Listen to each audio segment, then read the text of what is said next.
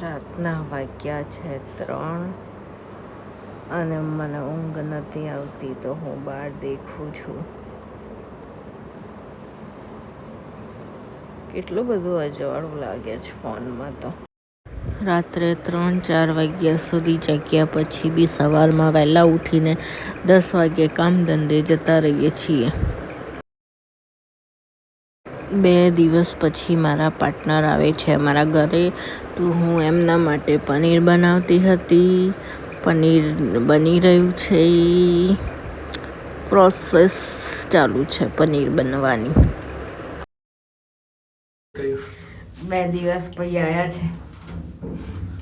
મને પકોડી ખાવા લઈ જશે. પતડી